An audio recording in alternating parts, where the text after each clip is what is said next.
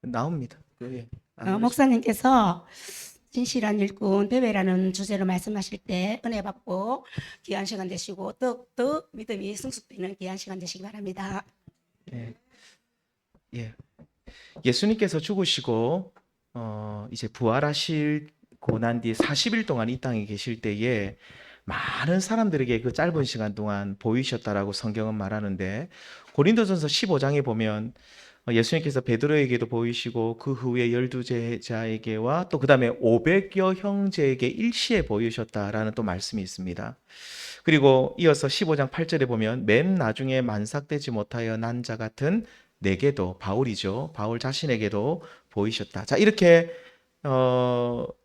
예수님께서는 부활을 많은 사람들에게 실제로 보여주셨는데, 이 바울이 그 전에 사울이었죠. 그가 부활하신 예수님을 만난 뒤에 그는 복음의 일꾼이 되었습니다.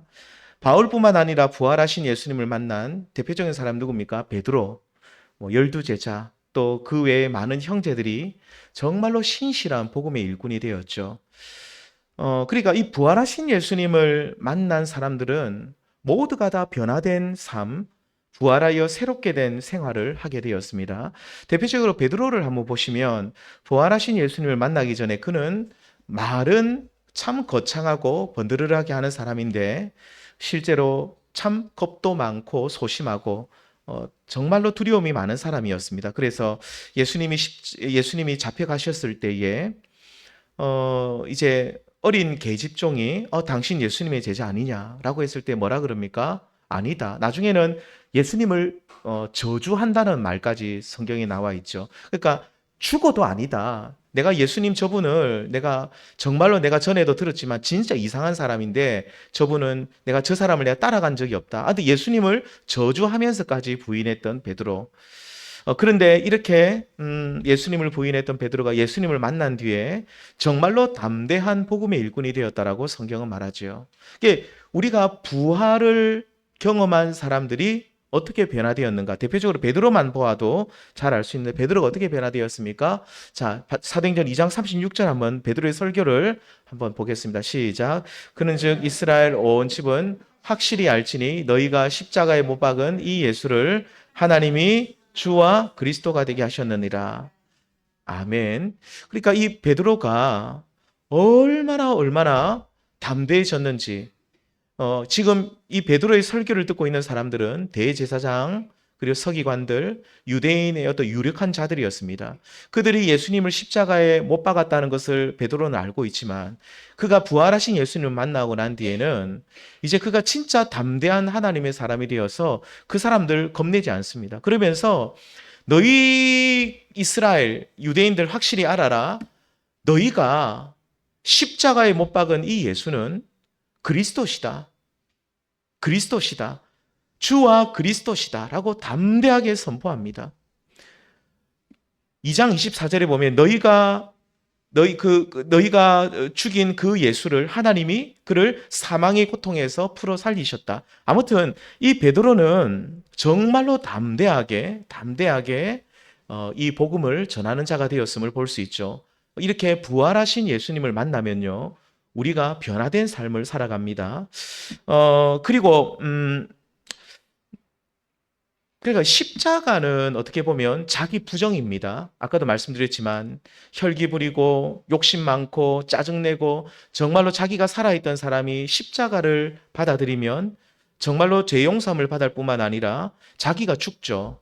그래서 자기가 자기를 부정하고 부인하고 십자가 위에서 자기의 모든 정과 욕심을 다 십자가에 못 박으면서 정말로 하나님이 원하시는 참 훌륭한 인격으로 세워지고, 그런데 이 십자가는 자기 부인이라고 한다면 부활은 뭡니까? 변화된 생활이죠. 그래서 이 베드로는 그리고 그 많은 제자들은 부활을 경험했기 때문에 변화된 삶을 살아가기 시작했습니다. 우리가 로마서 16장 18절 말씀을 우리가 한 절 읽어둘 필요가 있습니다. 함께 읽습니다. 시작.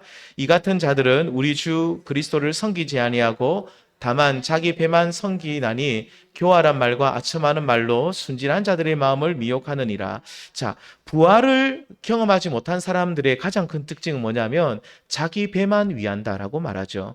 한마디로 이기적이고 자기밖에 알지 못하는 사람이다. 자기 유익만 생각하는 사람이다. 그런데 부활을 경험한 사람은 이제 온전한 성도가 되어서 주를 섬기는 자가 되는데, 자, 오늘 본문에 보면 어, 이렇게 변화된 삶을 사는, 다시 말하면 뭐라 그러죠? 부활을 경험한 변화된 성도들의 명단이 로마서 16장에 나옵니다.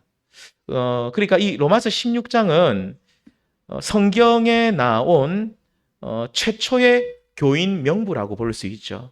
16장을 나중에 쭉 보면 쭉 나옵니다.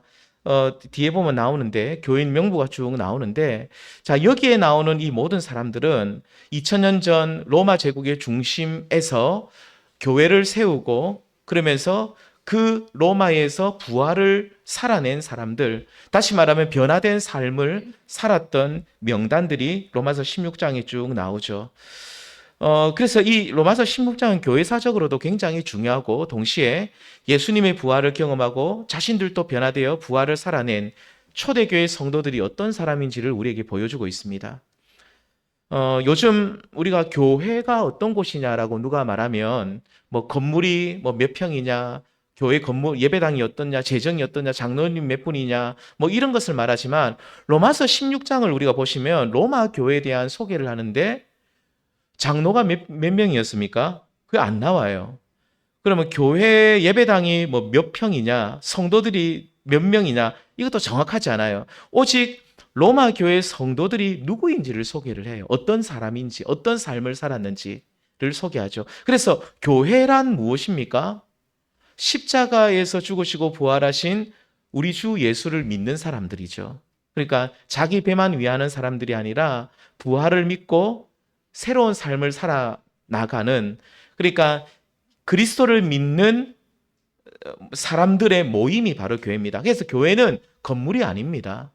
껍데기가 아니죠. 교회는 성도들이 교회입니다. 그래서 건강한 교회라고 하면 어떻게 우리가 건강한 교회를 말할 수 있습니까? 한 분 한 분 성도님들이 영적으로 건강할 때 그 교회는 건강한 교회죠.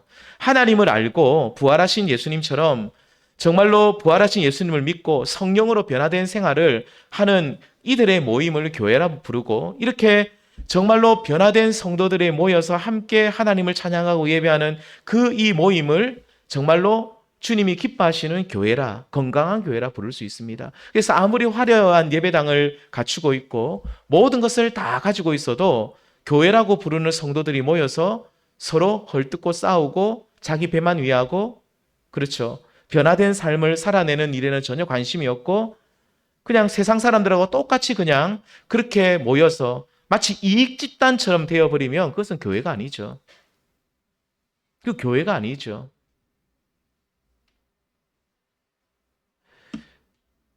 우리가 이렇게 건강한 교회, 정말로 그렇죠. 이 로마 교회는 굉장히 건강한 교회였습니다. 성도들의 숫자가 그리 많지는 않았는데 모두가 변화된 삶을 살았던, 정말로 십자가 앞에서 자기를 부정하고 그리고 변화된 삶을 살았던 이 로마 교회는 하나님이 보실 때 정말로 주님이 기뻐하시는 교회요, 건강한 교회라고 부를 수 있는데, 자, 오늘은 이제 이 말씀에 보면 특별히 이 로마 교회의 이 로마서죠. 이 로마서 지금 우리가 보고 있는데 로마 교회 바울의 서신 이 로마서를 전달한 사람이 본문 1절에 소개가 되고 있죠. 누구라고 말합니까? 갱그레아죠. 갱그레아 또는 갱그레아 교회의 일꾼으로 있는 누구라고 말합니까? 베베라고 하죠. 자, 이 여자입니다. 이 여자가, 이 여인이 편지를 들고 너희들에게, 로마 교회 성도들 너희들에게 가면 너희는 성도들의 합당한 예절로 그녀를 영접해 주라고 말하고 있습니다.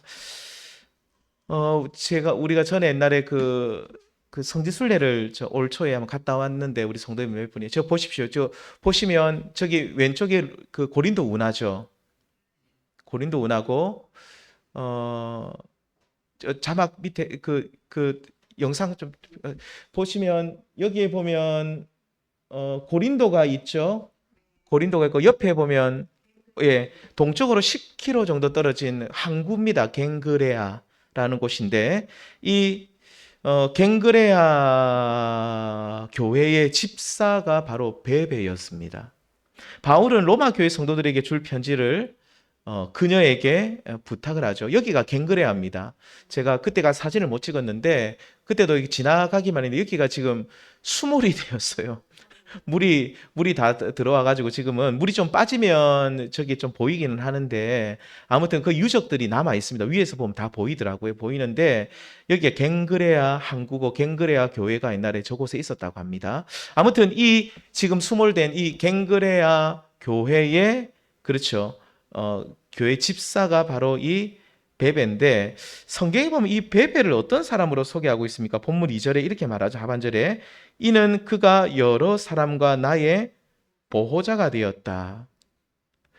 그러니까 초대교회 당시에 이제 그 교회는 오늘날처럼 정형화된 어떤 건물이나 조직이 없던 때였습니다. 대부분 20명에서 30명 정도 구성된 가정교회였죠. 그래서 여러 사람의 베베가 보호자가 되었다는 말은 무슨 뜻이냐면 자신의 집을 예배 처소로 열어주었다 이런 뜻입니다. 베베가 속한 갱그레아 교회 또한 당연히 가정교회였겠죠. 그 여러 사람들의 보호자, 그러니까 자신의 집을 예배 처소로 열어주고 성도님들 예배 처소로만 열어줬겠습니까? 그 다음 또 뭘 했겠습니까? 성만찬을 밤에 주로 이제 예배를 주로 밤에 드렸습니다. 초대교회는 촛불을 켜고 밤에 드렸다고 성경 그 기록에 나와 있어요. 그래서 주로 고린도서에도 나오지만 일을 하고 마치고 예배를 드렸어요. 그때도. 그런데 이제 와서 촛불을 켜고 예배를 드리는데 그 전에 성만찬을 예수님의 살과 피를 기념하는 성만찬을 행했는데 성만찬을 그냥 식사처럼 했대요. 우리는 요즘 빵 요만큼, 떡 요만한 거 먹지. 그게 아니라 이만한 거 큰 거를 가지고 서로 떼서 큰 떡을 떼가지고 식사가 될 만큼 그렇게 했으니까 이제 예배를 그때는 주일만 드렸던 것이 아니라 일요일만 드렸던 것이 아니라 안식일 다음 날 주일만 드렸던 것이 아니라 평일에도 자주 드렸다고 합니다. 그런데 중요한 것은 이제 자기 집을 열어만 주면 되는 것이 아니라 뭘 줘야 되겠습니까? 음식을 대접해야 되는 거죠. 그러니까 이 베베는 음식만 내주겠습니까? 어떤 사람은 또 참 골치 아픈 사람이 있어요. 남의 집에 그래 들어왔는데도 이것저것 달라고 하는 사람들 있죠.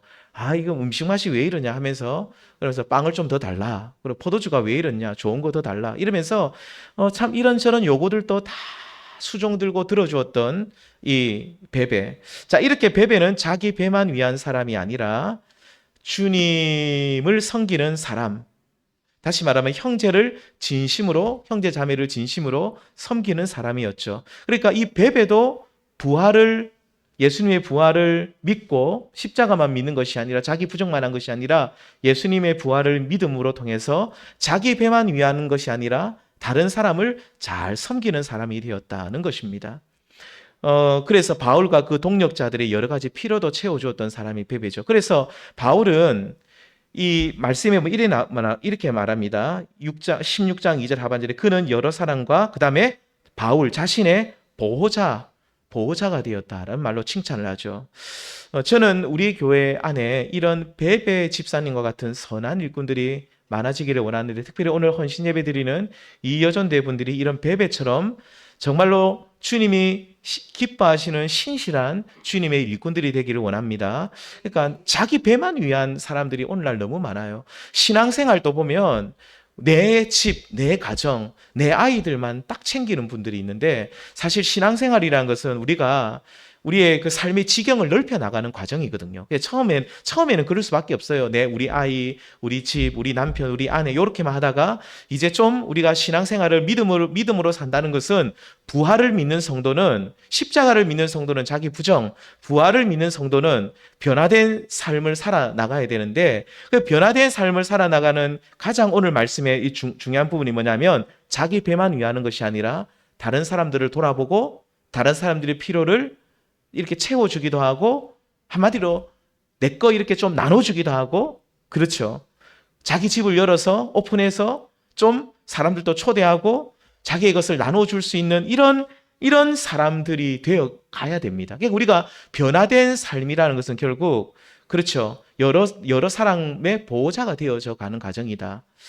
그래서 오늘날 그렇습니다. 갈수록 이기적이고 자기만 생각하는 이 시대에 부활하신 예수님을 만남을 통해서 정말로 변화된 베베와 같은 우리 선한 일꾼들이, 특별히 우리 여전도의 우리 회원님들이 베베와 같은 선한 일꾼이 다 되어 주시기를 소망합니다.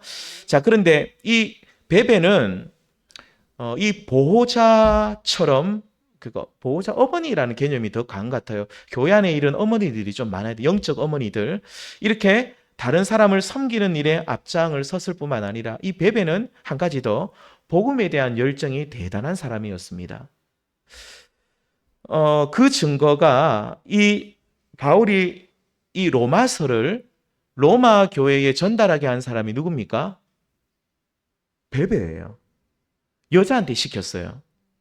오늘날에는 그냥 인터넷이 발달해가지고 얼마든지 편지를 우편으로도 보낼 수 있고 그냥 이메일로도 보낼 수 있는데 그때는 어떻게 했겠습니까? 직접 쓴 것을 그걸 들고 가야 돼요.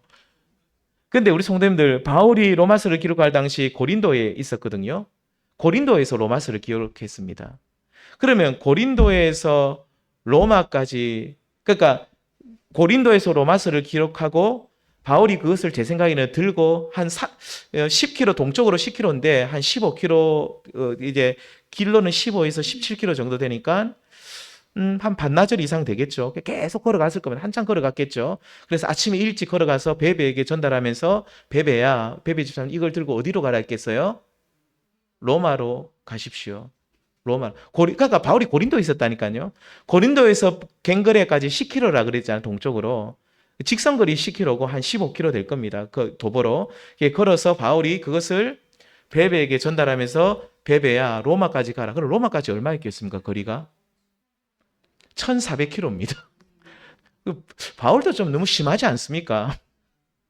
이 보시면 여기가 아가야 여기가 어디 갔노? 저기 여기 고린도를 아가야라고 저 밑에 있지 않습니까? 데살로니가 저기 밑에 고린도입니다. 지금 그리스.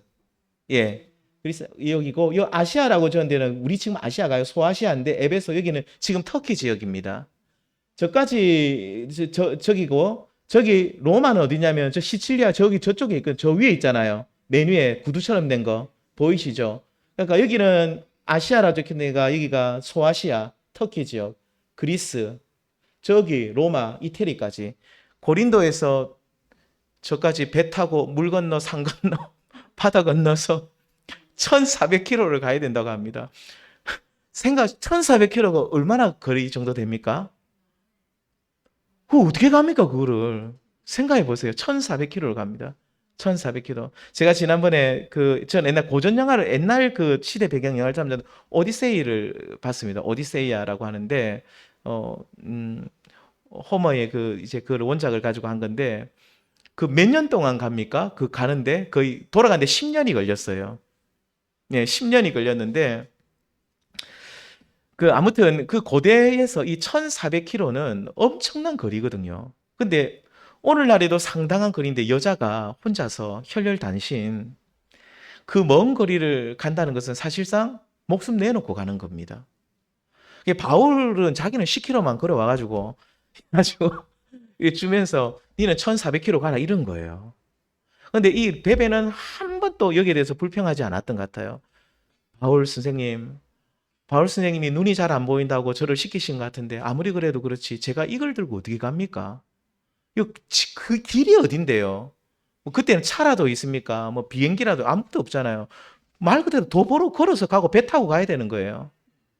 가다가 배가 파손될 수도 있고 죽을 수도 있고 산을 넘어가다 가지고 진짜 도둑을 만나 죽을 수도 있는데 근데 정말로 하나님께서 이 로마 교회 성도들에게 보낼 서신이고 복음 편지라는 말을 듣고 이 베베는 이것을 들고 사실상 목숨 내놓고 로마까지 가게 되죠. 우리 성도 그럼 베베 집사님이 이 편지를 로마 교회에 전달하면 뭐를 받는 게 있을까요? 예를 들면 그까지 전달하면 한 1,000만 원 주겠습니까? 1,000만 원 줘도 안 가죠. 경제적 어떤 사회적 어떤 것도 없어요. 그냥 베베 집사님이 왜 이 편지를 들고 그 위험을 무릅쓰고 그 먼 길을 가서 전달하려고 했겠을까요? 그 마음이 어떤 마음이 있었을까요? 바울에게 잘 보이려고요? 아니에요. 많은 돈과 에너지를 쓰면서 자기 돈 쓰면서 갔을 겁니다. 자기 돈 쓰고 자기 에너지 쓰면서 이 편지를 전달했던 것은 복음에 대한 순수한 열정 때문이었죠. 이게 바울이 전하는 이 복음을 로마 교회 성도들이 들으면 얼마나 많은 이들이 위로를 받을까? 얼마나 많은 사람들이 그리스도께로 다시 돌아올까? 이런 순수한 꿈과 소망을 가지고 자신의 목숨을 내놓고 이 서신을 로마 교회 성도들에게 전달을 했던 거죠. 이 로마 교회 성도들이 이 편지를 받았습니까? 못 받았습니까? 받았기 때문에 오늘 우리가 로마서를 읽고 있는 겁니다. 이게 하나님이 저는 지켜주셨다고 생각해요. 1,400km를 어찌 갑니까? 생각이 무슨 그 어찌 갑니까? 배로는 저는 더 끔찍할 것 같아요. 그 어떻게 그래 갔는지 모르겠어요. 그런데 아무튼 그 고린도에서 로마까지 갔습니다. 이 복음이 베베는 그래 생각했을 거예요. 베베 집사님은 이 복음이 나를 변화시켰고 이 복음이 우리 가정을 변화시켰고 그리고 내가 전에는 내 배만 자기만 생각하던 나였는데 이제 부활을 살아내게 했듯이 지금 제국의 중심에 살고 있는 저 로마 교회 성도들 정확하게 그 이름은 잘 모르지만 몇몇 되는 그 성도들에게 이 편지를 바울의 편지를 전달하면 그들도 복음을 듣고 변화되고 정말로 그들이 부활을 살아낼 것이다. 아마 이런 복음에 대한 열정이 그녀를 헌신케 했음이 분명합니다. 성도님들 오늘 우리는 이런 복음에 대한 순수한 열정이 우리 가슴 속에 넘쳐나기를 소망합니다. 우리 제2여전대 오늘 헌신 예배 드리신 분들은 복음에 대한 열정이 가득해야 됩니다. 어떻게 해서든지 우리가 이 복음을 전하자.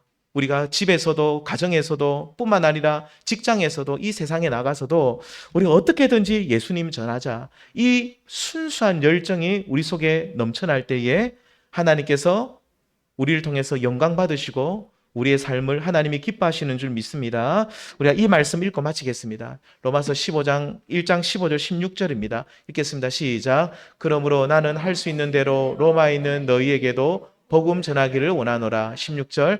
내가 복음을 부끄러워하지 아니하노니 이 복음은 모든 믿는 자에게 구원을 주시는 하나님의 능력이 됨이라. 먼저는 유대인에게요 그리고 헬라인에게로다. 자, 오늘 아멘 베베 집사님에 대해서 잠시 살펴보았는데 자, 첫 번째 그녀는 어떤 사람이었습니까? 여러 사람들의 보호자로 불릴 만큼 자신의 것을 아낌없이 나누어주는 그런 사람이었죠. 그러니까 부활을 믿었던 베베는 부활을 살아냅니다. 새로운 삶을 살아내는데 그것은 그렇죠. 자기 배만 위하지 않고 다른 사람의 보호자가 될 만큼 다른 사람을 섬기는 자, 나의 것을 아낌없이 나눠주는 사람이 되었고 두 번째는 복음에 대한 열정이 가득한 사람이었다. 오늘 헌신 예배드리는 이여전대 분들이 이 베베 집사님처럼 이렇게 다른 사람을 섬기는 사람 그리고 복음의 열정으로 충만한 제2여전대가 되셔서 하나님께서 우리 이여전대를 통해서 하나님의 거룩하신 일을 하나님께서 이루어 가시고 또 주님의 마음을 시원케 해드리는 우리 전도의 분들 다 되시기를 주님의 이름으로 축원드립니다.